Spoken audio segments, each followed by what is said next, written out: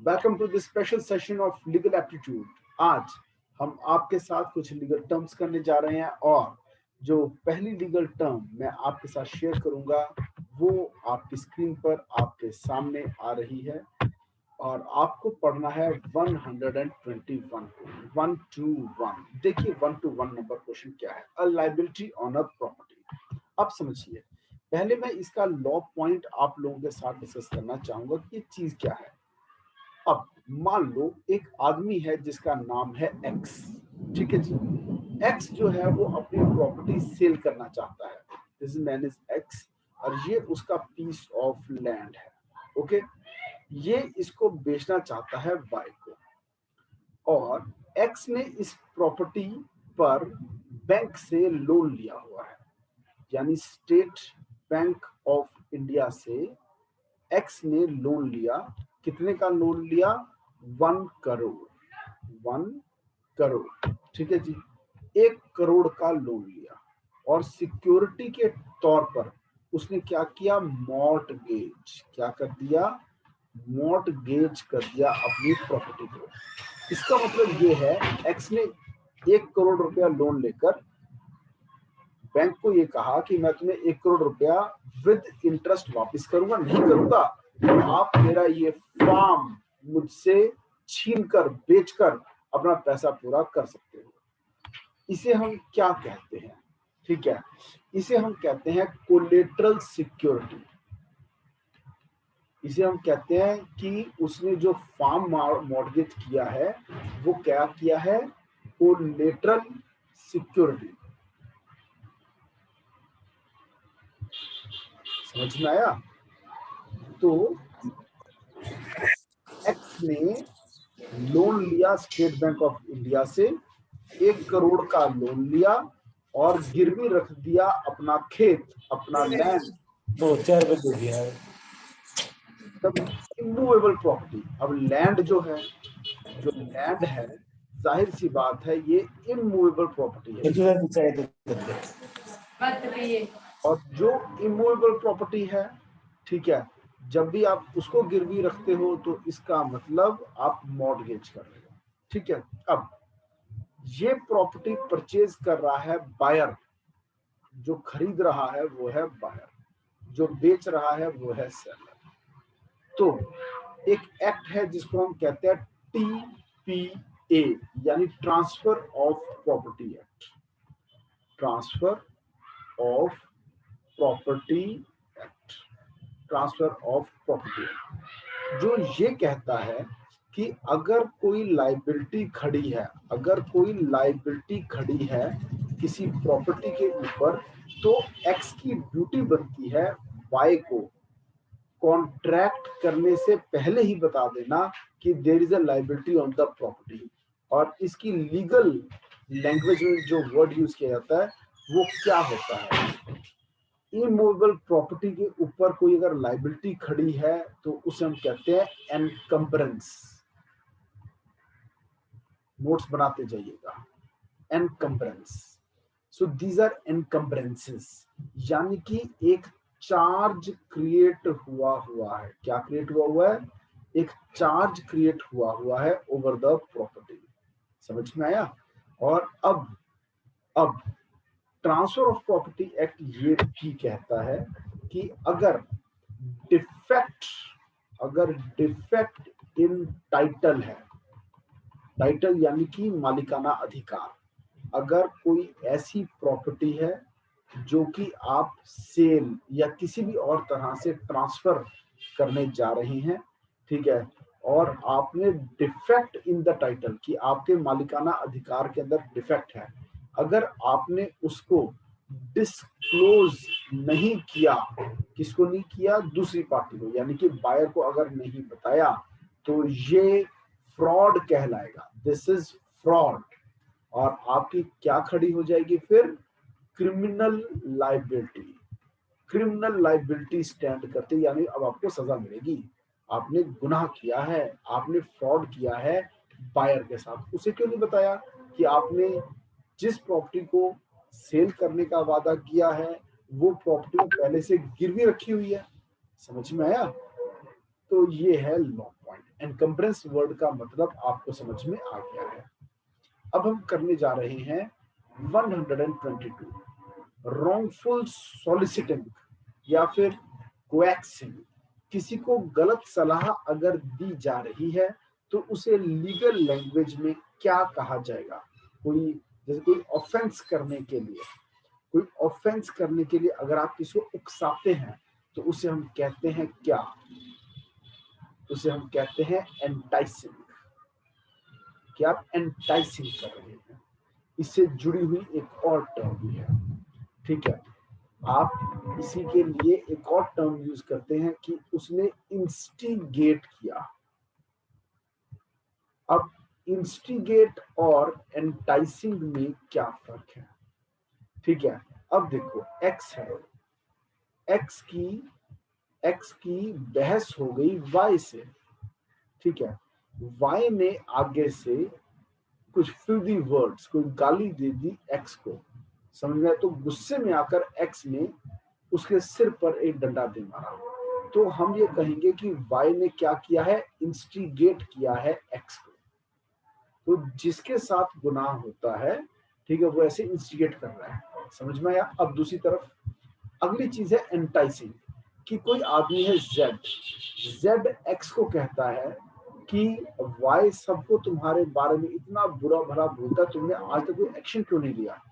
तुम इतने ताकतवर, तुम उनका सिर क्यों नहीं फोड़ देते? अब ये क्या है? एंटाइसिंग है, ठीक है। ये सब कुछ हम कहाँ स्टडी करते हैं? एक चैप्टर है जिसे हम कहते हैं अबेटमेंट, जो किसी को हेल्प करता है ऑफेंस करने में या भड़काता है। अबेटमेंट कई तरीके से हो जाती है, ठीक है। अबेटमेंट जो करता है वो होता है अबेटर, किसी को एक गुनाह करने के लिए उकसाना या मदद करना अबेटमेंट होता है। तो इस क्वेश्चन का आंसर जो है वो क्या बनता है? ठीक है, इस क्वेश्चन का आंसर बनता है एंटाइसिंग।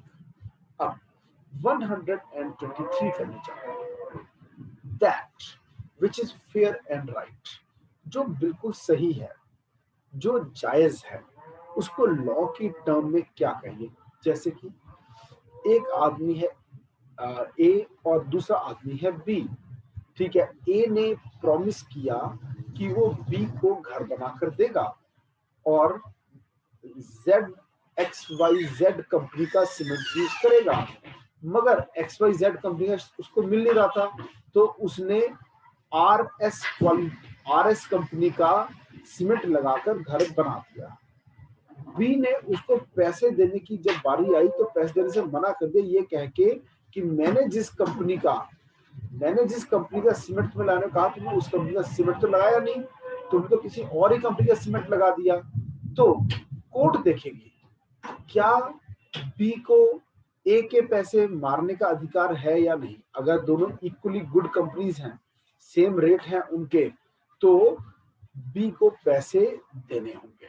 ये फेयर है, ये सही है, इसे हम कहते हैं इक्विटी। जिसका जो बनता है उसको उतना मिलना चाहिए, समझ में आया? अब जैसे कि आपके घर कोई पिज्जा बॉय आया, डिलीवरी बॉय आया और आपको फटाफट जल्दबाजी पिज्जा देकर भाग गया। आपने तो पिज्जा ऑर्डर किया ही नहीं था, समझ में आया? फिर आपने वो पिज्जा खा लिया। थोड़ी देर बाद वो पिज्जा बॉय फिर से आया कि मैं गलती से आपको दे गया, वो तो मुझे किसी और को देना था। क्या आपको उस पिज्जा के लिए पेमेंट करनी होगी? हाँ, करनी होगी, क्योंकि आपने इंजॉय किया है पिज्जा, उसकी मॉनेटरी वैल्यू है, उससे कुछ पैसे की वैल्यू बनती है। तो कभी किसी के साथ नाजायज नहीं होना चाहिए। जिसका आपने जितना फायदा उठाया है किसी से, उतना आपको पे भी करना पड़ेगा। इसे हम कहते हैं इक्विटी, इसी को कहते हैं फेयर प्ले। तो इस क्वेश्चन का आंसर भी हो जाएगा इक्विटी। ओके, तो इक्विटी के आधार पर कई लॉ बने हुए हैं। अब जैसे कॉन्ट्रैक्ट की जो मैं अभी बात कर रहा था कि वो चीज किसमें आ जाती है, वो क्वासाई कॉन्ट्रैक्ट है। चीज क्वासाई कॉन्ट्रैक्ट, कॉन्ट्रैक्ट तो आपको पता ही है क्या होता है। क्वासाई वर्ड का मतलब क्या है? एज इफ इट वर, जैसे ये कॉन्ट्रैक्ट हो। क्वासाई कॉन्ट्रैक्ट का मूल क्या है, बेस क्या है? इक्विटी। कभी किसी का बुरा नहीं होना चाहिए। क्या नहीं होना चाहिए? कोर्ट कहती है कि कभी भी अनजस्ट एनरिचमेंट अनजस्ट एनरिचमेंट नहीं होनी चाहिए। एनरिचमेंट यानी one is getting rich on the cost of other unjustly. नुकसान हो रहा है किसी और का, फायदा हो रहा है किसी और का, और वो जस्ट नहीं है, वो न्याय संगत नहीं है, तो ऐसे में जिसको जितना फायदा हुआ उसको उतना पे भी करना पड़ेगा। अब 125 देखिए, इमूवेबल प्रॉपर्टी में अगर आपका कोई इंटरेस्ट है, यानी आपका कोई मालिकाना अधिकार बनता है, तो उसके लिए शब्द यूज होता है एस्टेट। एस्टेट, आप देखिए कि रियल एस्टेट का जो बिजनेस करते हैं, यानी वो किस चीज का काम कर रहे हैं, वो इमूवेबल प्रॉपर्टी का काम कर रहे हैं। ठीक है जी। नेक्स्ट इसके बाद जो अगला सवाल आपके सामने आ रहा है वो क्या है? A rule of evidence against denying a statement which one has made earlier. Very interesting question. इसका क्या मतलब है समझिए। ये जो इसका जो आंसर बनता है वो section 115 of Indian evidence act, Indian evidence act 1872 में ये प्रिंसिपल गिवन है। और पहले मैं आपको बताऊंगा कि ये सिद्धांत क्या है, ये प्रिंसिपल क्या है, फिर उसके बाद हम आगे चलेंगे। एक नंबर स्लो समझिए। प्रिंसिपल ये कहता है कि एक आदमी है एक्स, ओके, उसने एक फॉल्स स्टेटमेंट बताई किसको, वाई को, और वो फॉल्स स्टेटमेंट को ट्रू मानते हुए वाई ने क्या किया, अपनी पोजीशन ऑल्टर कर ली, ओके। बाद में लेटर हुआ क्या कि वो फॉल्स स्टेटमेंट जो थी अब वो फॉल्स नहीं रही। एक्स की कैपेसिटी पहले नहीं थी, पर अब एक्स क्या हो गया, अब वो कैपेबल हो गया, ठीक है। तो अब अपनी अनट्रू स्टेटमेंट, अपनी फॉल्स स्टेटमेंट जो कि अब सच्ची हो गई है, उसमें वो बंध जाएगा और अब उसको अपना प्रॉमिस फुलफिल करना पड़ेगा। इसका एग्जांपल देता हूं आपको, सुनो ध्यान से। एक है आदमी जिसका नाम है ए, ठीक है। ए एक खेत में काम कर रहा था, ठीक है जी। पास में एक आदमी गुजर रहा था बी। बी ने कहा, भाई साहब क्या ये खेत जो है ये आपका है? ए ने कहा यस। बी ने कहा सेल करोगे, मैं खरीदना चाहता हूं। ए ने कहा यस। कहता हाउ मच? वो कहता है 50 lakh. B was very happy, उसके हिसाब से ये प्रॉपर्टी मिनिमम 70 लाख की है, और कितनी आसानी से ए 70 लाख की प्रॉपर्टी को 50 लाख में सेल करने को तैयार है। आप देखा ना ताब, बी ने बोल दिया मेरी तरफ से यस है। ए कहता मेरी तरफ से भी यस है, ठीक है। और बी ने क्या किया, बी ने एडवांस मनी दे दी 10 लाख रुपीस। किसको दे दी? ए को दे दी, और कहा 1 मंथ के बाद बैलेंस 40 लाख वो और देगा, और जो पेपर्स साइन हो जाएंगे, रजिस्ट्री हो जाएगी सब रजिस्ट्रार ऑफिस में। 1 महीने के बाद बी को पता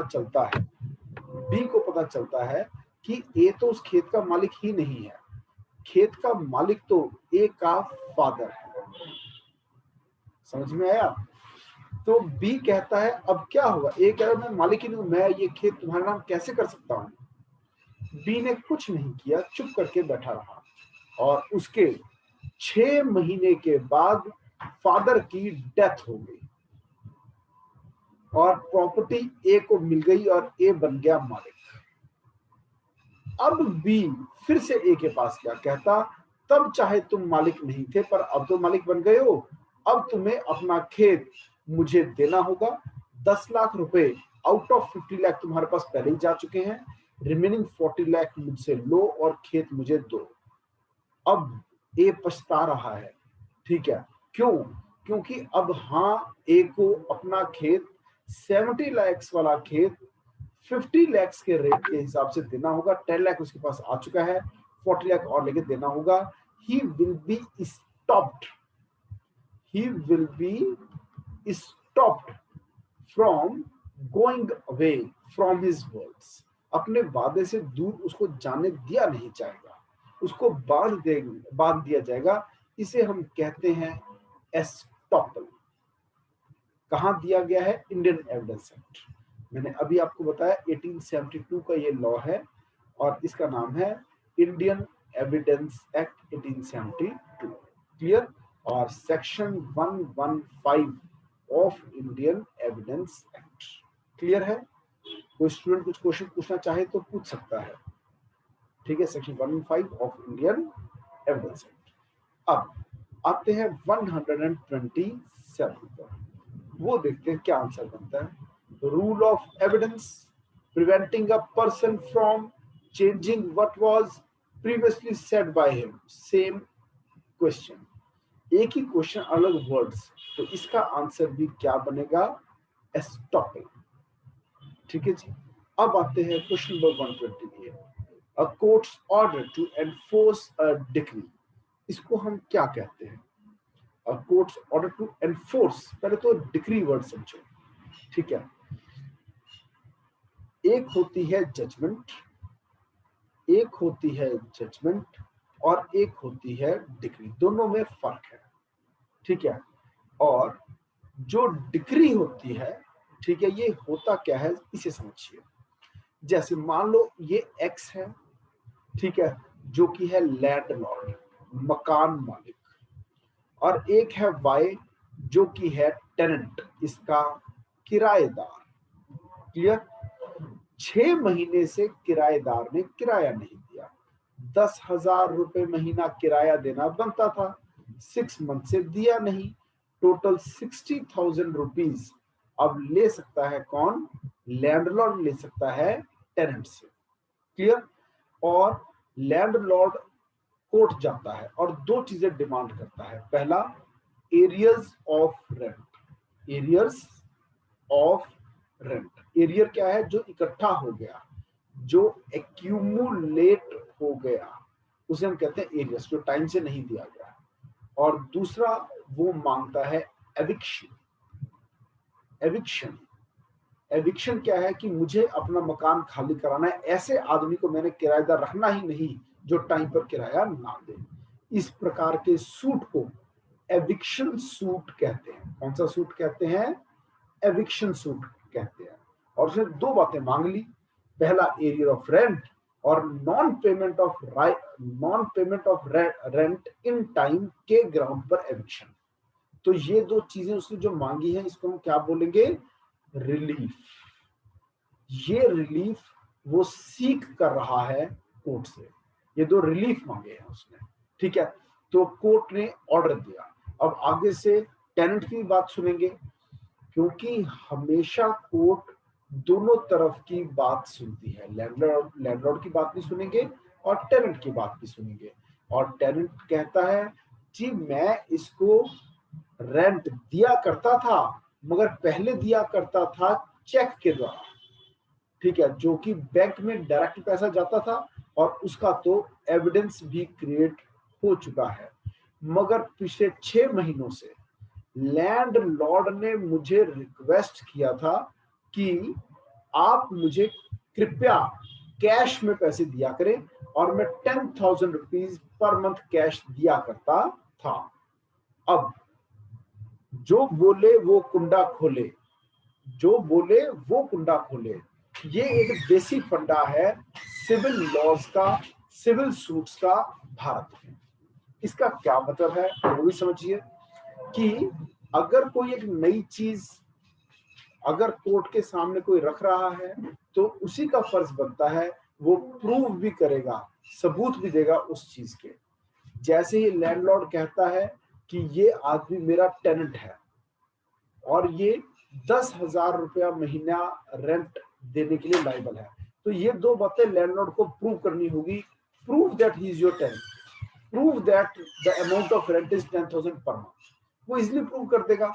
उसके पास रेंट डीड है, उसके पास बैंक की एंट्रीज हैं, उसके पास पड़ोसियों के बयान हैं। अब टेनेंट ने दो बातें बोली कि लैंडलॉर्ड ने ही रिक्वेस्ट किया था कि अब से चेक नहीं कैश में पैसा दो, और मैंने कैश में पैसा दिया।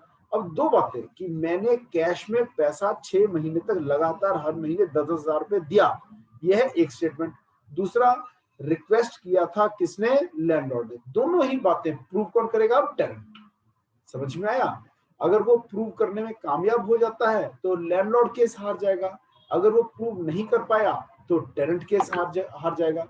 मान लो टेनेंट कहता है जी मेरे पास कोई गवाह नहीं है, मेरे पास कोई सबूत नहीं है, तो कोर्ट कहेगी हम सही या गलत नहीं देखते, हम क्या देखते हैं? हम तो केवल देखते हैं एविडेंस। ठीक है, जिसके साथ एविडेंस है, जिस चीज का कोई सबूत नहीं, ठीक है, हम उसको नहीं मानेंगे। प्रूफ क्या है? एविडेंस क्या है? आपने देखा होगा कि कानून की देवी, जिसको हम कानून की देवी, ग्रीक गॉडेस ऑफ जस्टिस को क्या कहते हैं? जल्दी बताओ, जल्दी बताओ। उसे कहते हैं Themis. Greek goddess of justice को कहा जाता है थेमिस। ठीक है, ये आप फोटो भी देख पा रहे हैं, इसकी इमेजेस मैं आपको दिखाने की कोशिश कर रहा हूं। ये देखिए, ये है थेमिस की इमेज। ओके, इस थेमिस की आंखों पर पट्टी है और हाथ में तराजू है। एक हाथ में तलवार है, एक हाथ में तराजू है। एक पैर से ये कुचल रही है सांप को। इसका क्या मतलब है? समझिए, ऐसा क्यों दिखाया गया है?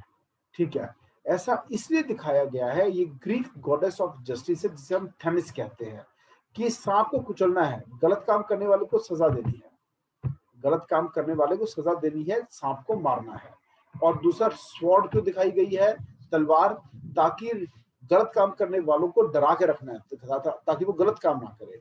और दूसरा, ये तराजू क्यों दिखाया गया है? कि हमने दोनों तरफ के एविडेंसेस देखने हैं, किसकी तरफ एविडेंस ज्यादा स्ट्रांग है। और आंखों पर पट्टी क्या है? अच्छा बुरा नहीं देखना, अमीर गरीब नहीं देखना, ताकतवर कमजोर नहीं देखना, जाति धर्म नहीं देखना, हमने सिर्फ लॉ देखना है, सबूत देखना है। ये है हमारी क्या? ये है हमारी थ्योरी ऑफ पनिशमेंट्स। ठीक है, ये है हमारा लीगल बेस। ओके, तो यहां पर कोर्ट ये देखेगी सबूत किसकी फेवर में जा रहे हैं। तो टेनेंट केस हार जाएगा, tenant will lose the case, उसके पास कोई गवाह कोई सबूत नहीं है। लैंडलॉर्ड जीत जाएगा। तो कोर्ट क्या ऑर्डर देगी? पहले तो 60,000 रुपीज का जो एरियर है रेंट का, एरियर है रेंट का, वो दो, प्लस इसके बाद दो इंटरेस्ट, ब्याज देना होगा इसके ऊपर, प्लस और क्या देना पड़ेगा? कॉस्ट पे करनी पड़ेगी, क्योंकि लैंडलॉर्ड को एडवोकेट की सर्विसेज लेनी पड़ी, पे करना पड़ा। क्यों? टेनेंट की गलती की वजह से। तो एडवोकेट की फीस जो लैंडलॉर्ड ने पे की है उसे कहते हैं कॉस्ट। फिर जो फोटोस्टेट का खर्चा हुआ, जो कोर्ट फीस लगी, कोर्ट में केस करते हैं और जितना रुपए आप मांग रहे हो उसके प्रोपोर्शनेटली आपको कोर्ट फी डिपॉजिट करनी पड़ती है। ये सब पैसे आपको मिल जाते हैं वापस। ठीक है, और दूसरा कोर्ट ये भी कहेगी कि 1 मंथ के अंदर अंदर आप ये पैसा पे करो, ठीक है, और इतना इंटरेस्ट पे करो, नहीं तो डबल इंटरेस्ट पे करना होगा after the expiry of 1 month. और साथ ही साथ 1 महीने के अंदर अंदर मकान भी खाली होना चाहिए, नहीं तो डबल रेंट पे करना पड़ेगा 1 महीने के बाद। ये जो चीजें हैं, ये वाला जो पोर्शन है, पहले वाला पोर्शन था जजमेंट, कौन सही कौन गलत। अब कितना पैसा देना पड़ेगा और कितने समय के अंदर देना पड़ेगा, इसे कहेंगे डिग्री। जजमेंट में डिसाइड होते हैं अधिकार, समझ में आया। उन अधिकारों को कैसे एनफोर्स कराया जाता है, उसके लिए आखिरी पैराग्राफ लिखा जाता है, उसे हम कहते हैं डिग्री। लास्ट के 2-3 पैराग्राफ को डिग्री कहते हैं हम, ठीक है। एक जजमेंट जो आती है, ठीक है जी। जजमेंट में ये होता है कौन सही कौन गलत। डिग्री कि जिसने गलत किया उसको कैसे कैसे अपनी लाइबिलिटी डिस्चार्ज करनी है, और जिसके साथ गलत हुआ है उसके राइट्स की एनफोर्समेंट अब कैसे होगी। क्लियर। और इस डिक्री की फिर आप क्या कराते हो, एग्जीक्यूशन, कोर्ट से उसको क्या कराते हो, इम्प्लीमेंटेशन। तो इस क्वेश्चन का जो आंसर बनता है वो बनता है एग्जीक्यूशन। ये सिविल प्रोसीजर को, ये सिविल प्रोसीजर कोड में दिया गया है। एक्ट का नाम है ईयर है 1908, और उसमें कई ऑर्डर्स एंड रूल्स होते हैं। तो हम इसको बोलते हैं ऑर्डर 21। ऑर्डर 21 किससे डील करता है, execution of a decree. Clear. अब हम चल रहे हैं अगला क्वेश्चन 129। कोई क्वेश्चन पूछना हो इन बिटवीन भी आप मुझे रोककर क्वेश्चन पूछ सकते हैं, कॉन्सेप्ट्स क्लियर होने बहुत जरूरी। अपेंडेड डॉक्यूमेंट्री एविडेंस को हम क्या कहते हैं, ठीक है। जैसे जब हम एक प्लेंट ड्राफ्ट करते हैं, जैसे एक्स ने वाई के ऊपर केस करना है, तो कुछ कागजों पर लिख कर देगा कोर्ट में, उस कागजों के पुलिंदे को हम क्या कहते हैं, प्लेंट। प्लेंट में हर जगह लिखा होता है कि जैसे कि ये लैंड और टेनेंट वाला केस था, इसमें वो लिखेगा कि टेनेंट ने उससे मकान किराए पर लिया इस डेट को, और उसने रेंट डीड साइन की, एग्जिबिट 1 EX1 यानी एग्जिबिट 1, कि इसका डॉक्यूमेंट्री एविडेंस है ये, ठीक है। और वो हर महीने, ठीक है, बैंक अकाउंट में 10,000 रुपए दिया करता था। एग्जिबिट 2 बैंक की स्टेटमेंट लगा देंगे, एग्जिबिट 2 बन जाएगा, ठीक है जी। तो इस तरह से हर चीज का जो डॉक्यूमेंट्री एविडेंस होता है उसके लिए वर्ड यूज किया जा सकता है एग्जिबिट। क्लियर है। अब 130 देखते हैं, फ्री फ्रॉम ब्लेम। अगर किसी पर कुछ आरोप लगे हुए हैं और उन आरोपों से जब मुक्त कर दिया जाए किसी को, तो उस इंसान को क्या कर दिया गया, एक्सोनरेट। एक्सोनरेट एक्सोनरेट का मतलब है एक इंसान को ब्लेम से फ्री कर देना, ठीक है जी। और ये इंग्लिश लैंग्वेज की टर्म है, ठीक है। हमारे इंग्लिश लॉ में, क्रिमिनल लॉ में एक्सोनरेट वर्ड यूज नहीं होता है। यहाँ पर कैसे वर्ड्स यूज होते हैं, जैसे मान लो कंप्लेंट दी गई, तो कंप्लेंट क्या हो गई, डिसमिस हो गई। या फिर और क्या वर्ड यूज होते हैं, एक इंसान पर क्या हुआ, एक इंसान पर केस चालू हो गया, मगर जब केस पढ़ के सुनाया गया मैजिस्ट्रेट को क्रिमिनल केस में, उसको लगा कोई चार्जेस बनते ही नहीं, सफिशिएंट ग्राउंड्स एग्जिस्ट नहीं करते, तो वो क्या कर देगा, उस इंसान को डिस्चार्ज कर देगा। समझ में आया। और अगर एक बार चार्जेस फ्रेम हो गए उसके बाद कभी डिस्चार्ज नहीं होता, फिर या तो एक्विटल होगा या कन्विक्शन होगा। तो अगर केस चल पड़ा, चार्जेस फ्रेम हो गए, एंड में जाके फिर क्या होगा, उस इंसान को बाइज्जत बरी किया जाएगा, उसे कहते हैं एक्विटल। तो हमारे यहाँ एग्जामिनेशन जो है उसके लिए ऐसे टर्म्स यूज होते हैं, ठीक है जी। जब एक बार कोर्ट ने कार्रवाई शुरू कर दी है, यानी कि सम्मन इशू कर दी है, समन इशू कर दिए, या फिर वारंट या फिर वारंट इशू कर दिया, ठीक है, इसे हम कहते हैं कोर्ट ने इशू किया है प्रोसेस। इसे हम IOP यानी इशू ऑफ प्रोसेस कहते हैं। वो कौन सा प्रोसेस, ये कौन सा प्रोसेस है, प्रोसेस टू कंपेल अपीयरेंस। एक इंसान को कोर्ट में पेश करने के लिए कंपेल करने का प्रोसेस है, पहले उसे प्यार से बुलाओ, समन भेज के, नहीं आता है तो पुलिस को ऑर्डर करो, जाओ उसे अरेस्ट करके लेके आओ। तो ये क्या है, प्रोसेसेस हैं। कहाँ दिए गए हैं, चैप्टर 6 एंड 7, 6 एंड 7। कौन सा subject, CrPC, criminal procedure code. ऐसी सीपीसी में भी समन और वारंट का चैप्टर है। ओके, तो जब एक बार आईओपी हो गया, उसके बाद कंप्लेंट डिसमिस नहीं होगी, उसके बाद तो केवल डिस्चार्ज ही हो सकता है। और जब एक बार आरोप घड़ दिए, यानी कि फ्रेमिंग ऑफ चार्ज हो गया, फिर डिस्चार्ज नहीं होगा, फिर तो एक्विटल ही हो सकता है। बस समझ में आया जी, डिसमिसल, डिस्चार्ज, एक्विटल। डिसमिसल किस चीज की होती है, कंप्लेंट डिसमिस होती है। कंप्लेंट क्या होता है, पुलिस ने आपके साथ गुनाह हुआ, आप पुलिस के पास गए, पुलिस ने आपकी बात नहीं सुनी, तो आप सीधा मजिस्ट्रेट के पास चले गए। तो मजिस्ट्रेट को आप बताते हो कि मेरे साथ ये गलत किया, XYZ ने मेरे साथ ये गलत किया, तो आपने कंप्लेंट दी है मजिस्ट्रेट को।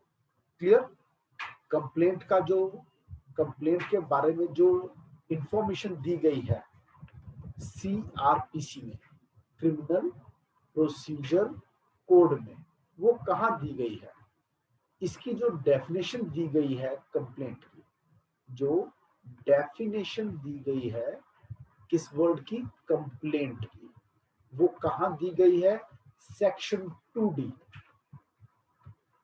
Of CrPC. और जो प्रोसीजर दिया गया है, वो कहाँ दिया गया है, वो दिया गया है सेक्शन 200 ऑफ सीआरपीसी। क्लियर, और आगे चलते हैं, 131 देखते हैं। A specialist who gives witness to prove or disprove an occurrence। क्या हुआ था, ठीक है, क्या हुआ था उसका जो बयान देगा, जो उसके सबूत सामने रखेगा कोर्ट के, जो गवाही देगा, ठीक है, वो स्पेशलिस्ट, उसको हम, उसके लिए क्या वर्ड्स यूज किया जाता है, अगर वो स्पेशलिस्ट है तो उसके लिए वर्ड यूज होता है एक्सपर्ट विटनेस। एक्सपर्ट विटनेस, जैसे डॉक्टर्स को बुलाया जाता है, ठीक है, जैसे कि एक इंसान को गोली लगी, अब जब गोली लगेगी तो जाहिर सी बात है एक वुंड होगा, घाव होगा, और यानी कह लो कि खड्डा पड़ जाएगा। वो कितना बड़ा है, कितना चौड़ा है, अगर तो वो छोटा है तो इसका मतलब गोली पास से चली है, अगर वो बड़ा है तो गोली दूर से चली है। अब वुंड के साइज के हिसाब से, वुंड के साइज के हिसाब से एक डॉक्टर रिपोर्ट देता है और पोस्टमार्टम में ये लिखता है। मैंने अभी देखो क्या वर्ड यूज किया, लाश को देखकर मरने के कारण बताता है कौन, डॉक्टर, ठीक है, और वो क्या कर रहा है, पोस्टमार्टम कर रहा है, पोस्टमार्टम की एक रिपोर्ट बना रहा है, और उस रिपोर्ट में वो लिखता है कि डिस्टेंस कितना था, कैसे पता चला, किस ग्राउंड पर वो बोल रहा है इतना डिस्टेंस रहा होगा, कितनी दूर से गोली चली, साइज ऑफ वुंड, समझ में आया। तो बाद में इसी चीज को पक्का करने के लिए उसको बुलाया जाएगा एज एक्सपर्ट विटनेस। क्या वो आई विटनेस है, क्या वो आई विटनेस है, नहीं। क्या वो हियर से विटनेस है, नहीं, ना तो वो हियर से विटनेस है, अभी बताता हूं क्या होता है ये, ना ही वो चश्मदीद गवाह जिसने खुद अपनी आंखों से गुनाह होते हुए देखा, वो भी नहीं है, वो तो क्या है, एक्सपर्ट, उसको नॉलेज है, समझ में आया। तो जिसको नॉलेज के आधार पर बयान देने के लिए कोर्ट में बुलाया जाता है, जो जनरली डॉक्टर्स होते हैं, CFSL एक्सपर्ट्स होते हैं, फिंगरप्रिंट एक्सपर्ट्स होते हैं, आर्म्स एंड एम्युनिशन के एक्सपर्ट्स होते हैं, जहर, किसी को जहर से मारा गया तो कैसे पता चले कि कौन से वाला जहर दिया गया, तो उसके भी एक्सपर्ट्स आते हैं, समझ में आया। तो इस प्रकार के एक्सपर्ट्स को हम कहते हैं एक्सपर्ट विटनेस, ठीक है जी। और एक्सपर्ट विटनेस के साथ साथ मैंने आपको दो चीजें और बता दी, आई विटनेस और हियर से विटनेस। ये मैं बता चुका हूं चश्मदीद गवाह, जिन्होंने अपनी आईज से गुनाह होता हुआ देख लिया, वो बन गए आई विटनेस। हियर से दो शब्दों के मिलन से बना है हियर और से, सुनी सुनाई बात। इसका मतलब ये हुआ एक्स ने वाई का मर्डर किया, जेड ने देख लिया, तो जेड कौन बन गया? आई विटनेस। क्लियर? जेड ने अपने दोस्त ए को बता दिया कि मैंने अपनी आंखों से एक्स को वाई का मर्डर करते हुए देख लिया। बाद में जेड की मौत हो गई एक रोड एक्सीडेंट में, तो कोर्ट में गवाही देने कौन पहुंच गया? ए कहता है जनाब वाई का मर्डर एक्स ने किया। कोर्ट पूछे क्या तुमने अपनी आंखों से मर्डर होते हुए देखा? कहता नो, मैंने नहीं देखा। तो किसने देखा? मेरे बेस्ट फ्रेंड ने, जेड, और जेड कभी झूठ नहीं बोलता।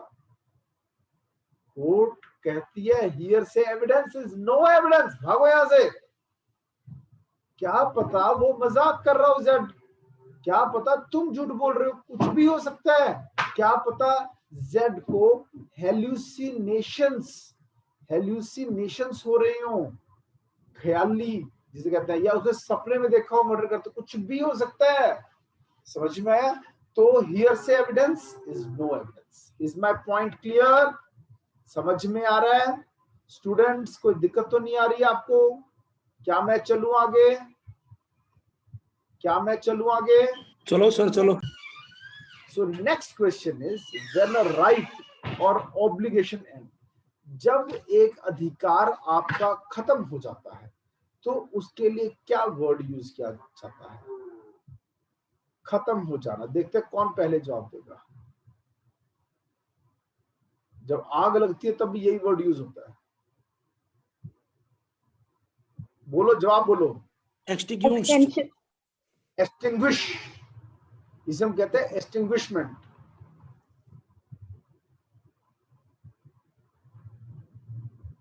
ठीक है, अब आते हैं 133, अ कमांड। ये दोनों से एक ही क्वेश्चन बार बार आ गया। इसको लॉ की टर्म्स में कहा जाता है फिएट। ठीक है, और इसको एक्सप्लेन करते हैं फिएट को, FIAT। ये देखिए क्या लिखा रहा है। अब ये देखो, फिएट की एक गाड़ी भी होती थी, तो इसलिए शायद वो आ गया फिएट मीनिंग इन लॉ। अब ये देखो, ये let it be done, fiat is a Latin term. ठीक है, अब मुस्कान आप पढ़ो, यहां से पढ़ना स्टार्ट।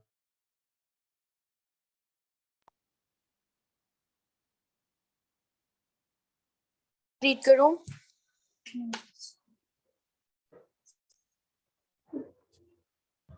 मुस्कान इसको रीड करो। Fiat is the Latin term meaning let it be done. Judicial fiat refers to an order decrees, especially in arbitrary one. It can also refer to a court decrees relation to a routine matter such as scheduling. A judge's fiat can be handwritten and initiated note from the judge directing that some acting occur.